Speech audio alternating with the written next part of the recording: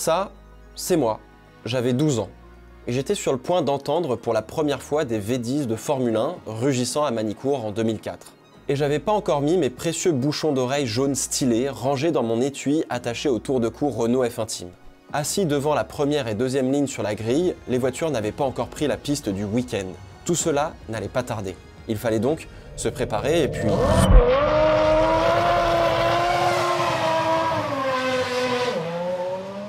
Le son du V10 en Formule 1, il m'a marqué à vie. Ça commence par cette espèce de bourdonnement hyper violent, comme si en fait il y avait un avion ou un avion de chasse qui avait mis les gaz pour pouvoir tout simplement décoller. Et puis ensuite, ça s'envole sur un son qui devient beaucoup plus aigu, beaucoup plus strident, au point où tout vibre. L'air, le sol, la tribune, vos organes. Les F1 commencent à passer pleine charge sur la ligne droite de départ-arrivée, dans un hurlement à peine croyable. Le son est magnifique, mais il fait beaucoup de bruit, et heureusement, les bouchons d'oreilles font tampon. Et puis, au bout de quelques tours, il y a toujours un truc que je comprends pas. Comment de si petites voitures font un tel vacarme? C'est un truc de malade, c'est totalement disproportionné. Et dans tout ce vacarme, non seulement je ne peux pas dire à mon père tout ce que je vois pour le tenir au courant de ce que c'est que la F1, parce que lui, c'est pas spécialement son truc, mais en plus, je ne peux presque même plus m'entendre réfléchir. Les voitures roulantes à tombeau ouvert m'obligent à regarder et à ressentir, car c'est la seule chose que mon corps et mon cerveau a de disponible à ce moment-là. Rien d'autre. Et oui, ça peut vous paraître pas spécialement agréable dit comme ça, et c'est rationnellement peut-être pas le cas, mais j'ai pris une telle claque dans la gueule. Mais c'est fou. Et dans le bon sens, hein. Car la magie d'un tel moteur, au-delà de sa mélodie, de ce son strident si particulier, ou de ses 10 cylindres, c'est sa capacité à vous isoler avec vous-même et vous mettre dans l'instant présent de force pour vous obliger à écouter et à ressentir la réalité d'un monde qu'on intellectualise sans cesse. Alors quand j'ai vu qu'on parlait sérieusement d'un retour des V10 en Formule 1 d'ici quelques années, le Despiello de 2004 s'est réveillé en se disant « Chouette, ça va être génial !» Mais surtout, plein de nouveaux fans vont pouvoir vivre cette expérience folle dans un championnat moderne de Formule 1. Mais l'adulte que je suis devenu et qui intellectualise parfois beaucoup trop de choses a vite repris le dessus, car ce n'est malheureusement pas qu'une question d'envie et d'émotion. Bien loin de là. Et ça avait commencé l'année dernière, notamment avec Stefano Domenicali, le patron de la Formule 1. Il avait donné à ce moment-là une opinion toute personnelle sur le fait d'abandonner l'hybride et de revenir à des V8 par exemple, mais de revenir que à du 100% thermique. Cette fois-ci, c'est notre bon vieux MBS, Mohamed Ben Sulayem, président de la FIA, qui a jeté un nouveau pavé dans la mare et qui, pour une fois, ne se l'est pas repris directement en pleine face. Alors que nous attendons avec impatience l'introduction de la réglementation 2026 sur le châssis et l'unité de puissance, nous devons également montrer la voie en ce qui concerne les tendances technologiques du futur du sport automobile. Nous devrions envisager toute une série d'orientations, y compris le rugissement d'un V10 fonctionnant avec un carburant durable. C'était fin février 2025 et on peinait un peu à y croire car ce temps des V10 est révolu depuis 20 ans. On pourrait croire à une prise de parole habile et calculée de la part de MBS pour noyer le poisson et faire oublier toutes les décisions contestables et les directions qu'il a prises depuis son élection. Mais au vu de toutes ces prises de parole, on lui ferait sans doute honneur de le connaître si habile. On va partir du principe qu'il n'a pas vraiment fait exprès. Et puis, en fait, tout ça a juste pris de l'ampleur. Notamment en coulisses entre les motoristes et la FIA. Et c'est devenu un sujet vraiment sérieux. Étonnamment. Alors, se poser la question de la suite n'a rien de mal en soi. Bien au contraire, c'est bien, ça permet de se projeter justement dans l'avenir. Mais à tout ça, il faut se poser les bonnes questions. Et surtout, le quoi et le quand. Alors même qu'on va entrer dans une nouvelle ère de moteur dès l'année prochaine, on se pose déjà la question de l'après. Et pourquoi pas faire demi-tour vers le passé avec des V10 par exemple. Et se poser cette question-là, ça c'est un vrai problème. Ça ouvre une réflexion et un débat beaucoup plus profond et beaucoup plus important que le nombre de cylindres qu'on voudrait. Ça en dit long sur cette nouvelle réglementation 2026 de Formule 1, de où se situe le sport et de où voudrait aller le sport. Et tout ça, que ce soit d'un point de vue technique, d'un point de vue sportif, d'un point de vue économique aussi, mais surtout d'un point de vue sociétal. C'est quoi le but de la Formule 1? Divertir, innover, vendre des voitures, faire du tourisme, et par extension, pourquoi nous, on regarde la Formule 1? Qu'est-ce qu'on vient y trouver? Ou qu'est-ce qu'on aimerait y trouver? La réflexion et la question que je vous propose aujourd'hui, la F1 devait se la poser il y a déjà 5 ans, et j'en avais déjà parlé. Rien n'est sûr sur le fait qu'elle se la posera avant 2030 et le choix d'un prochain moteur, mais elle sera obligée de passer par cette réflexion à un moment donné ou un autre. Aujourd'hui, je vous propose une réflexion qui va plus loin que de savoir quel moteur ou pas on aura en 2029 ou en 2030. C'est quoi la réelle mission sociétale de la Formule 1? On vit donc déjà la 12e saison des moteurs V6 turbo hybrides. À titre de comparaison, les V8 atmosphériques de la génération d'avant n'ont vécu que 8 saisons, dont 3 pleines avec un Kers. Donc finalement, la technologie actuelle en termes de motorisation en Formule 1, on l'a quand même pas mal éprouvée. Alors la technologie hybride, ça va peut-être en choquer certains, mais elle a absolument rien de nouveau, c'est pas la Formule 1 qui l'a inventée, puisqu'elle existe sur nos voitures de route depuis la fin des années 90, début des années 2000, notamment avec la Toyota Prius par exemple, qui a été un best-seller et qui reste aujourd'hui un best-seller. Mais la F1, même si elle a été en retard, elle a quand même contribué à l'amélioration de cette technologie hybride. La Formule 1 s'est positionnée dans une mission d'innovation, comme on l'entend souvent depuis des décennies. Pour l'après V8, beaucoup de constructeurs voulaient des 4 cylindres en ligne hybrides pour avoir de la pertinence pour la voiture de Monsieur Tout-le-Monde. Renault était d'ailleurs le constructeur qui, à l'époque, faisait le plus de lobbying à ce sujet en vue d'une future réglementation. Sauf que vous l'avez compris, faire 4 cylindres, chez Ferrari, c'est pas possible. Donc on a trouvé un compromis et on a pris un V6. Ces moteurs V6 turbo hybrides, tout le monde a eu du mal au début. Ferrari, Renault, les fans, les pilotes, notamment sur la manière de piloter et de s'adapter, bref, tout le monde sauf Mercedes. Mercedes s'est mise très tôt à développer le moteur que l'on connaît actuellement. On parle d'un travail entamé aux alentours de 2010. Et les résultats sont sans appel, surtout à une période où on ne comptait pas la dépense. Ça nous a créé un championnat où une équipe dominait outrageusement la catégorie et où elle pouvait se permettre de laisser ses 2 pilotes se battre en piste pour le titre de champion du monde. Ça, c'est de la vraie domination. Aujourd'hui, je trouve que ça reste quand même difficile de voir à quel point ces 12 saisons d'air hybride ont vraiment contribué à la voiture de Monsieur Tout-le-Monde. À part l'AMG One, qui a un moteur directement dérivé de la Formule 1, quelques systèmes de batterie et de moteurs électriques ont dû finir par se retrouver noyés dans la technologie de nos voitures de route, notamment dans les Clio et autres voitures du groupe Renault par exemple. Chez Ferrari, on a sorti des voitures hybrides avec de la technologie de la Formule 1, mais relativement tard. Alors, vous me corrigerez dans les commentaires, mais je crois que les grosses versions hybrides des nouvelles Ferrari ont vu le jour dans les années 2018-2019. C'était quoi comme modèle? C'était la SF90, V8 Tributo, je suis même pas sûr. Mais bon, ceux qui s'y connaissent vraiment bien en automobile, vous me direz dans les commentaires. La Ferrari, un des joyaux de l'automobile, a vu le jour avant les V6 turbo hybrides en Formule 1. Et si on voulait une hypercar du constructeur italien, on l'a eu en 2024. Avec la F80, dérivée de la technologie de la Formule 1, mais aussi de la technologie des 24 heures du Mans. Et du coup, quid de Honda? Comme Toyota, les premières hybrides de la marque ont été commercialisées près de 15 ans avant cette réglementation moteur. On a vu la NSX devenir hybride, mais c'était juste au moment du retour de Honda en Formule 1 en 2015. Et sur les autres voitures, les systèmes hybrides ne sont pas les mêmes et fonctionnent un peu différemment, pour des usages évidemment différents. Et non, les Honda Civic Type R par exemple ne sont pas des hybrides pour le moment et bénéficient toujours de leur fameux VTEC. Donc l'impact de la réglementation moteur de 2014 est assez difficile à quantifier et à voir, mais il n'est pas inexistant pour autant. Revoir cette réglementation moteur des V6 turbo hybrides, c'était sur la table à l'origine pour 2021. Ça veut dire que en 2021, on devait changer de moteur pour continuer cette mission d'innovation. À la place, on a eu la réglementation 2022 visant à améliorer le spectacle en piste. Donc la Formule 1 a voulu améliorer d'abord son propre produit au vu de sa notoriété grandissante. Il n'y a pas de mal à cela, bien au contraire, elle a mis sa mission d'innovation en pause, le temps de rendre le sport plus intéressant et plus viable. Est-ce que ça a été le cas? Là aussi, chacun se fera une opinion, mais malgré des points qui me dérangent dans cette réglementation 2022 et qui se termine là cette année, le spectacle a été présent malgré une petite période de domination de Max Verstappen.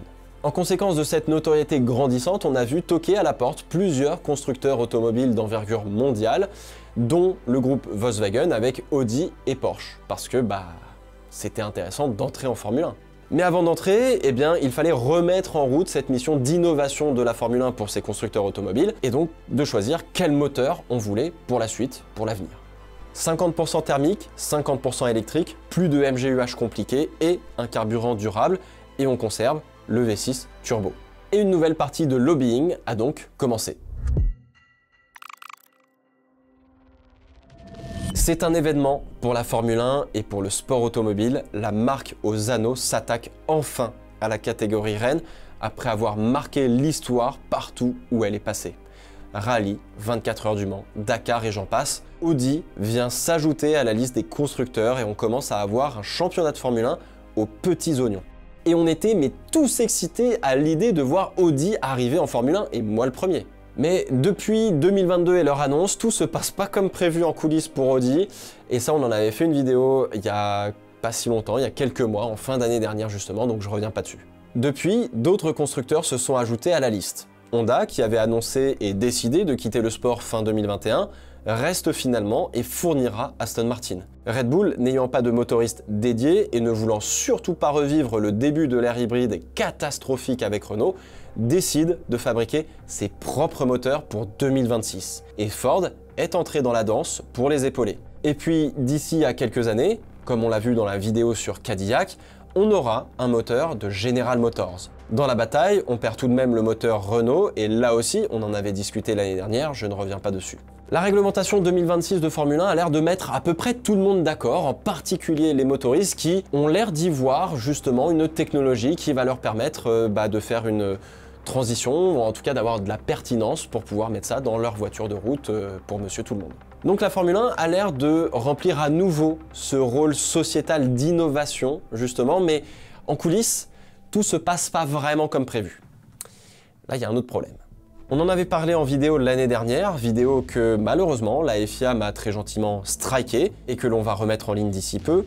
Le moteur 2026 et son fonctionnement oblige à revoir la partie châssis. Le fonctionnement du moteur a montré des choses bizarres en simulateur, comme rétrograder à fond en ligne droite pour recharger les batteries, ou passer l'épingle du Loves à Monaco avec le moteur thermique à fond pendant que le moteur électrique propulse la voiture.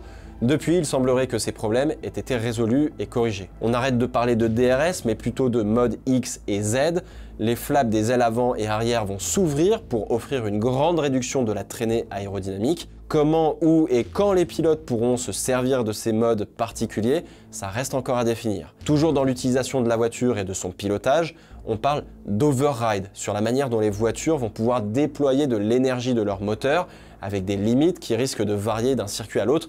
Bref, j'ai personnellement du mal à comprendre où se trouve la véritable innovation de cette réglementation 2026 qui va se transférer sur la voiture de monsieur tout le monde. À part me vendre une meilleure innovation, je vois pas trop ce que je vais y gagner. En revanche, le coût du carburant durable, ça m'intrigue beaucoup plus et on va en reparler. Et on a toujours dit que la Formule 1 était un véritable laboratoire technologique, notamment pour la voiture de monsieur tout le monde, et on part de ce principe volontiers, mais à quel point est-ce vraiment le cas? En fait, oui, la F1 est un laboratoire pour le monde de l'automobile, mais contrairement à ce que l'on pense, ce n'est pas forcément le laboratoire qui a fait naître toutes les innovations qu'on a retrouvées dans nos voitures de tous les jours. En revanche, c'est un laboratoire pour tout ce qui concerne la performance et la sécurité pour le reste du sport automobile, et ça, c'est indéniable. À titre d'exemple, les premiers châssis monocoques en alu, qui sont aujourd'hui la base de nos voitures, oui, ça, c'est la F1, et c'était déjà en 1957. Les suspensions actives, le turbo, les boîtes de vitesse semi-automatiques, les systèmes électroniques qui gèrent plein de paramètres sur la voiture, oui, c'est la F1. Et oui, ça s'est retrouvé dans nos voitures de route, sous une autre forme parfois. Mais l'aérodynamisme, le moteur en position centrale arrière, l'effet de sol, la télémétrie, les châssis carbone, le halo, bref, beaucoup d'éléments qu'on a en Formule 1 aujourd'hui se retrouvent peu dans nos voitures de route.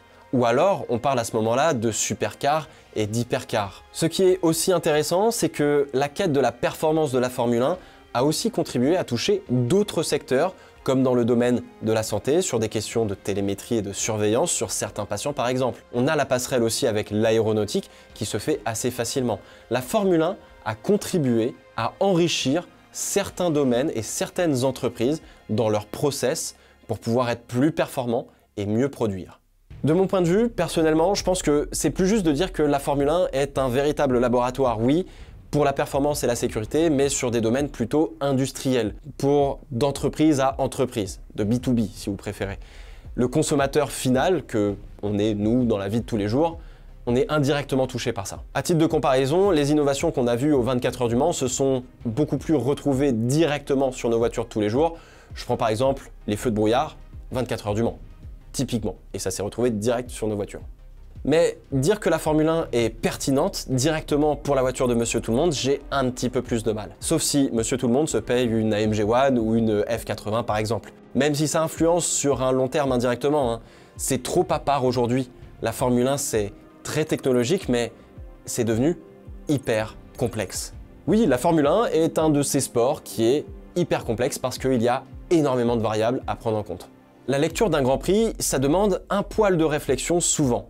La température de la piste, son abrasivité, la typologie des virages, les pneus, les voitures elles-mêmes qui sont des bijoux de technologie, moteurs et d'aéro, qui vont donner des avantages et des inconvénients en fonction parfois de l'amélioration, du circuit, et puis évidemment on a les pilotes. Les pilotes qui font des centaines de manipulations par Grand Prix sur leur volant, donnent des avis sur les stratégies, changent des réglages sur la balance de frein, le frein moteur, le brake migration ou encore le niveau de SOC. Est-ce que ça le fait aller plus vite? Oui, non, on ne sait pas. Mais du coup, pourquoi il n'arrive pas à rattraper tel pilote? Ou pourquoi lui n'arrive pas à dépasser? Et s'il le dépasse, pourquoi il a réussi? Et est-il véritablement un bon pilote ou est-ce que c'est la voiture qui fait tout? Mais dans le fond, qu'est-ce qui fait un bon pilote de Formule 1 aujourd'hui? Oui, déjà aujourd'hui, juste par complexité, on perd de la facilité de lecture sur ce qu'on voit à l'écran. Les explications des pilotes d'après-course en interview sont aujourd'hui nécessaires pour comprendre ce qu'il s'est passé. C'est même plus juste un simple approfondissement. C'est exactement la même chose que devoir se taper des séries Marvel pour comprendre les films qui sortent au cinéma. C'est exactement la même chose. Et du coup, ajouter une couche supplémentaire de complexité avec cette réglementation 2026 où il y a un petit peu de tout et rien et où même les pilotes ont un peu du mal, à terme, ça va faire décrocher plus d'un spectateur parce que ça va nuire à la lecture qu'on a des Grands Prix et ça va aussi nuire à la compréhension du divertissement qu'on a sous les yeux. La Formule 1 a deux missions, divertir et innover. Mais on est dans une situation où divertir ne doit pas se faire au détriment de l'innovation, car la Formule 1 perdrait alors sa mission sociétale et la justification sociale d'exister dans un monde en crise climatique. Et en même temps, l'innovation ne doit pas freiner le divertissement, sous peine de n'être qu'un laboratoire un peu rébarbatif pour Monsieur Tout-le-Monde, qui n'intéresse finalement qu'une petite partie de la population, un peu accro aux nouvelles technologies. C'est un juste équilibre à trouver, et vraiment, c'est pas si simple qu'on ne le pense. J'estime être quelqu'un de plutôt curieux dans la vie, j'aime comprendre les choses que je comprends pas en fait, tout simplement. Les moteurs, l'aéro, le comportement des voitures, etc. Ouais, c'est des trucs qui m'intéressent en tout cas, où j'ai envie d'aller voir ce que c'est, j'ai envie de comprendre. Mais quand je suis devant ma télé, la compréhension de la technique doit disparaître en quelque sorte et laisser place à l'action. Parce que c'est ça qui va provoquer, en tout cas chez moi, de la véritable émotion à ce moment-là du Grand Prix. C'est ça que j'aime. J'aime regarder des batailles roue contre roue, le positionnement, la ruse des pilotes, la créativité dans leur dépassement, etc. Ouais, c'est ça que je veux voir quand je regarde un Grand Prix. Et après, il y a le temps, justement, de se poser et de comprendre la technique, l'innovation, etc., etc. Et si vous avez bien suivi, depuis le début, j'oppose innovation ou technologie avec le divertissement. Comme si la technique n'était pas capable de nous émouvoir. Et pourtant, elle l'a fait par le passé.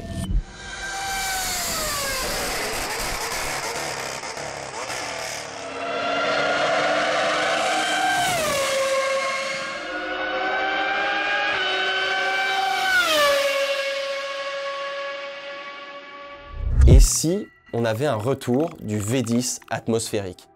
Ces moteurs atmosphériques qui montent à près de 20 000 tours minute, qui hurlent, font trembler le sol et tout ce qui les entoure, dont le son est si particulier qu'il vous isole dans l'instant présent et le réel pour vous obliger à tout arrêter, à regarder et à ressentir. Ces moteurs qui ont bercé les oreilles de nombreux fans, ces moteurs si bruyants qu'ils rendent les voitures petites mais intimidantes, dont on craint de s'approcher tel un animal sauvage qui pourrait nous chasser sur un coup de tête. Oui, il y a une émotion qui se dégage d'une telle mécanique. Ces moteurs sont puissants, plus petits, beaucoup plus simples, plus pratiques et surtout extrêmement moins coûteux. On réduirait les coûts de manière drastique, mais avec, on pourrait retrouver des voitures plus petites et plus agiles qui permettraient de redonner du spectaculaire en piste dans des batailles roue contre roue. Mais un des problèmes qu'on a avec le V10 atmosphérique par rapport à un V6 turbo hybride, c'est que le V10, ça consomme beaucoup de carburant. Beaucoup. Alors, on pourrait développer la technologie des carburants durables, qu'ils soient bio ou synthétiques, mais se dégager de l'énergie fossile. Avoir des carburants que l'on conçoit en récupérant des déchets, y compris ceux de la biomasse, en faisant de l'électrolyse avec des énergies renouvelables et en capturant notamment le CO2 dans l'air. De cette manière, même si on reviendrait à un moteur plus gourmand, moins efficient, il serait un minimum responsable. On n'ajouterait pas de CO2 en plus, on serait simplement neutre. Sebastian Vettel en a déjà fait la démonstration avec des vieilles Formule 1, avec la Williams de Nigel Mansell en 2022 à Silverstone, roulant avec un carburant propre. Et c'est un de ces combats nommé Race Without a Trace. On aurait alors la possibilité d'améliorer ce carburant pour le rendre disponible pour les millions, voire les milliards de voitures thermiques sur la planète. Attention, ce n'est quand même pas la solution ultime, car cela servirait probablement plus de carburant de transition que de carburant pour le restant de nos jours. Mais l'impact serait énormissime déjà sur le climat. Et tout le monde serait à peu près content, moi le premier d'ailleurs, puisque la Formule 1 remplirait ses missions sociétales qui sont celles de divertir et d'innover, et en plus de ça, arrive à apporter de l'émotion. Sauf qu'à tout ça, il y a un problème. Encore. La Formule 1 dépend des motoristes, qui aujourd'hui sont pour la très grande majorité des constructeurs automobiles. Ce sont ces constructeurs qui détiennent des moyens financiers et techniques colossaux pour répondre à la réglementation actuelle et future de la Formule 1. Retirez Mercedes, Honda, Audi, Renault ou General Motors, il ne reste que Ferrari et désormais Red Bull qui sont capables de financer, développer et fabriquer un moteur de Formule 1 sur la grille. Je vais être très honnête, un V6 turbo hybride de Formule 1, à part ceux que je viens de vous citer là en termes de constructeurs, personne dans le monde ne sait faire. Personne ne sait faire. Ça n'existe nulle part ailleurs. La complexité des V6 turbo hybrides et leurs coûts astronomiques ont dressé une barrière à l'entrée à tous les motoristes indépendants. Ce sont des entreprises de taille modeste dont le cœur de métier est de fabriquer des moteurs de voitures de course. Je pense à Cosworth par exemple. Et les constructeurs automobiles, leur cœur de métier, c'est de vendre des voitures, pas de faire la course, contrairement à Williams, Haas ou encore Racing Bull. Le cœur de métier de Ferrari, à l'origine, c'est de faire la course. Et c'est toujours le cas. Tout comme McLaren. Vendre des voitures de route, c'était pour financer l'écurie de Enzo Ferrari. Ça a pris beaucoup d'ampleur et c'est devenu hyper rentable, mais ne vous détrompez pas. Ferrari, c'est faire la course avant tout. Donc on se retrouve avec des concurrents en piste dont les cœurs de métier sont différents et même s'ils ont le même objectif qui est de gagner et de jouir de tout ce qui va avec, une partie d'entre eux ne dépendent pas de la course et peuvent par conséquent se retirer à tout moment. Le sport automobile pour un constructeur généraliste de voitures, c'est de la dépense bonus qui n'est pas du tout obligatoire. C'est ce que l'on pourrait appeler vulgairement du simple marketing. Et donc du coup, aller dépenser des centaines de millions d'euros ou de dollars en Formule 1, ça doit se justifier pour un constructeur automobile. Et généralement, ça se justifie par deux aspects essentiels. La première, c'est de se servir du laboratoire qu'est la Formule 1 pour développer une nouvelle technologie qui va se retrouver dans les voitures de route et donc donner un avantage concurrentiel technique par rapport à d'autres constructeurs automobiles. La deuxième, c'est de développer une notoriété sur le fait d'avoir réussi à avoir du succès dans ce sport qui est l'un des plus reconnus dans le domaine de l'automobile dans le monde. Et il faut que, à travers ces deux objectifs, ça se traduise par des ventes de voitures supplémentaires. Les constructeurs automobiles ont donc besoin que le championnat de sport auto dans lequel ils s'engagent ait une mission d'innovation. Plus elle est forte et pertinente pour les voitures de route et plus le championnat aura de notoriété, plus cela justifiera de la dépense. Il faut bien comprendre que c'est, comme d'habitude, une question d'équilibre à trouver. Le championnat du monde d'endurance et les 24 heures du Mans, ça coûte très peu par rapport à la Formule 1, c'est techniquement pas trop complexe avec les LMDH, et la reconnaissance est très forte avec la course d'endurance la plus mythique de la planète, qui parle pour le coup à monsieur tout le monde. On pourrait parler de la mission sociétale et d'innovation des 24 heures du Mans pendant des heures, mais ce n'est pas le sujet aujourd'hui. Et ça me fait mal de vous le dire, mais un V10 atmosphérique, même avec un carburant durable, ça ne fait absolument aucun sens pour la Formule 1. Un moteur atmosphérique, c'est-à-dire sans turbo, il y en a presque plus qui sortent sur les nouvelles voitures, même sur les supercars et les hypercars. Le turbo donne aujourd'hui trop d'avantages sur un moteur thermique pour s'en passer. Le problème du turbo, pour nous, spectateurs, c'est qu'il étouffe le son d'un moteur. Et donc ça fait moins de bruit, ça tremble moins, c'est moins brut, et peut-être qu'il y a un peu moins d'émotion qui passe. Pour aller un peu plus loin, le V10, par conception, par dessin, a une régularité cyclique imparfaite, ou un équilibre naturel imparfait. Ça demande un peu plus de complexité mécanique et ajoute un peu de poids, là où on a généralement moins de problèmes avec des V8 ou des V12. Les V12, à part dans certaines supercars ou hypercars, c'est encore présent, et encore, ça disparaît, sauf chez Ferrari. Des V8, on en a encore une pelle un peu partout, même si, pareil, ça reste des moteurs qu'on met généralement sur des grosses voitures assez coûteuses. Donc forcément, quand on parle de V10 en Formule 1, il y a quelques constructeurs automobiles qui sont aujourd'hui impliqués, qui étaient plutôt réticents d'entrée de jeu. Honda et Audi par exemple sont complètement contre pour un tel moteur et son introduction avant 2029, car après avoir dépensé des fortunes pour concevoir et fabriquer un moteur 50% thermique, 50% hybride pour seulement 2 ou 3 saisons, c'est de la pure folie. Une réglementation de moteur, moi je m'attends à ce qu'elle dure pour au moins 10 ans, comme ça a été le cas des V6 turbo hybrides. Mais au-delà de 2029, rien n'a été décidé pour le moment, et ça, je trouve que c'est alarmant. Et encore une fois, ça donne une indication de ce qu'il se passe en coulisses, et c'est pas très beau.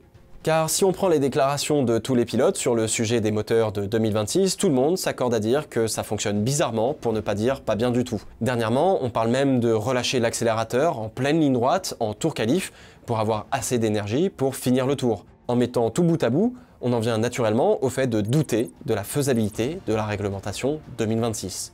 Sommes-nous à l'aube d'une catastrophe ou d'une humiliation de voir des centaines de millions de dollars dépensés dans des moteurs et des voitures qui se comporteraient bizarrement et seraient moins performantes, par exemple, que des F2? Tout cela, on le saura au premier roulage, mais vraisemblablement, personne n'est confiant. Est-ce que cette réglementation, qui a pourtant été développée conjointement par la FIA avec les équipes et les motoristes, n'a pas été dans la mauvaise direction? Avec du recul, j'aurais dû plutôt vous poser la question de ce que vous évoquez 2026 plutôt que les V10 sur l'onglet post communauté de la chaîne YouTube, parce que vous êtes quand même relativement tous unanimes, même s'il y en a qui ont des points de vue et des réticences avec justement les V10. Car un potentiel retour au V10 est un double aveu qui me fait un petit peu froid dans le dos et qui dit deux choses sur nous et notre avenir.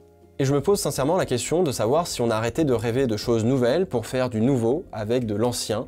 Le nombre de voitures et de marques qui ressortent des modèles emblématiques et jouent sur notre nostalgie d'un monde désormais révolu me paraît un peu bizarre. La R5 électrique, la Fiat 500 il y a quelques années, ou encore les resto mods en tout genre. Je vous rassure, je suis le premier client de ce genre de choses.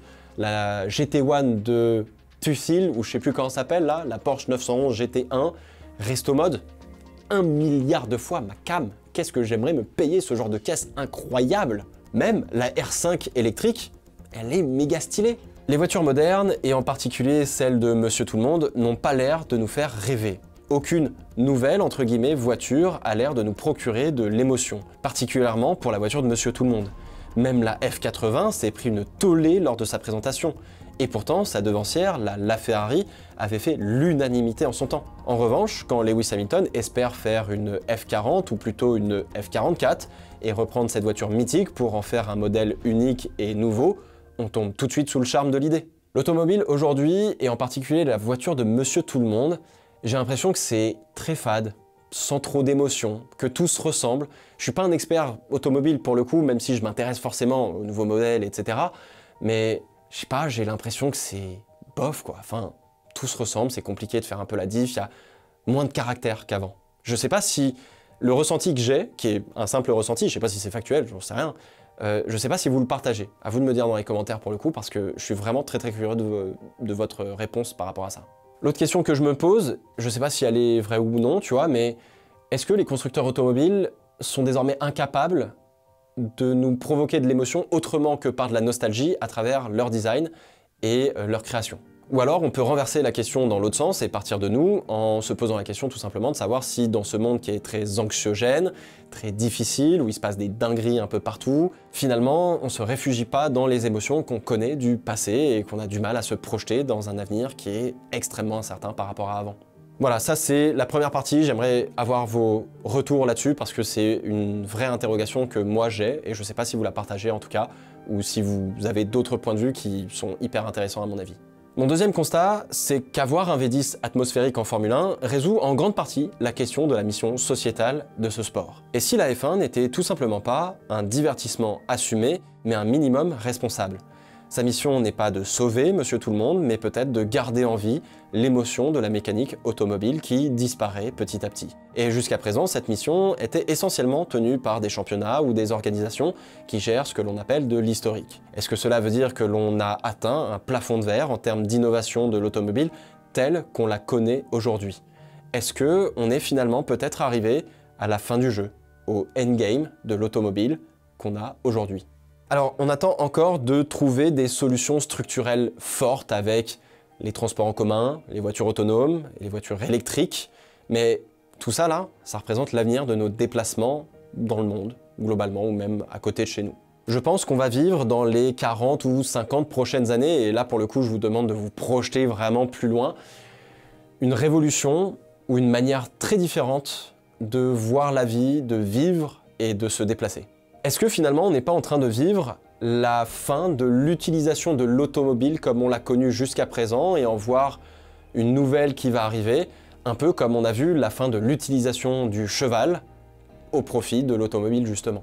Est-ce que bientôt on aura tout simplement plus de conducteurs de voitures mais plutôt des pilotes sur piste le dimanche? Comme finalement des cavaliers en équitation qui montent leur cheval pour s'entraîner, se promener ou alors même concourir. Est-ce que la Formule 1 et par extension le sport automobile ne pourraient pas devenir les courses hippiques du XXIe siècle? Des chevaux, on en croise rarement dans la rue et peu de monde se déplace en calèche désormais. Et pourtant, on continue de les monter pour des compétitions ou pour le plaisir. Certains chevaux valent plus que certaines supercars et les courses hippiques rassemblent beaucoup de monde et j'en avais fait l'expérience il y a 2 ans. Il y a une vraie passion autour du cheval dans plein de domaines différents. Et pour les voitures de course, histoire de ne pas faire n'importe quoi non plus et avoir une utilisation un peu similaire, il faut rendre leur utilisation à minima neutre en carbone. Et c'est faisable. Cette réflexion, je vous en ai fait part dans une vidéo il y a plus de 5 ans. Le moteur d'après 2026 marquera un tournant dans le rôle sociétal de la Formule 1 et il ouvre encore plus de questions sur un avenir qui n'est pas immédiat mais qui est inévitable. Est-ce grave si la Formule 1 ne mène pas l'innovation d'un monde automobile qui a changé? Est-ce grave si la Formule 1 assume d'être simplement un beau spectacle comme un concours équestre? Dans les décennies à venir, on va accentuer la binarité de l'automobile.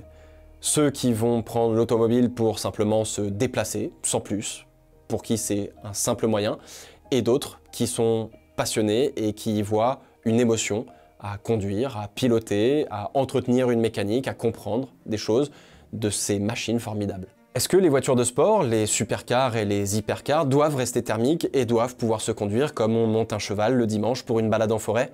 Oui. Faudra-t-il un permis spécial? Oui, pourquoi pas. Doivent-elles être neutres en carbone avec le carburant qu'elles utilisent? Oui. Est-ce que finalement tout cela sera réservé aux plus fortunés? Peut-être, mais tout comme ceux qui font de l'équitation finalement. Un cavalier a une connexion avec sa monture et comme le dit si bien Jeremy Clarkson, les passionnés d'automobile ont la conviction profonde que ces machines sont des entités vivantes avec lesquelles on développe une relation. Car aucune voiture n'est parfaite et leurs imperfections résultant de la main d'un humain, que ce soit lors de leur fabrication ou tout au long de leur conduite, les façonnent et en font des voitures uniques. Dans sa recherche d'impact sociétal, la Formule 1 a poussé et pousse toujours pour être pertinente dans l'innovation. Mais au fur et à mesure des années, la Formule 1 a perdu petit à petit un charme, une imperfection, une pureté dans ce qu'elle proposait. La Formule 1 a perdu une partie de l'émotion que les V10 avaient.